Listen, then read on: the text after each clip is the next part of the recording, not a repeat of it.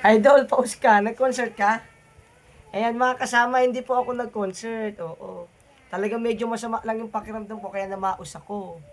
Pero okay lang yon as long na nakakatulong ako sa inyo. So kaya naman guys, lahat ng sinasabi ko guys, sundin nyo. Para po hindi naman po sayang yung aking pagkapaus dito. O, kung gusto niyo pong dumami kaibigan, proper engagement ang paraan. Tapusin niyo po yung video na dumadaan sa FYP niyo. Pag natapos, pusuan, mag-comment at Peps mag-repost.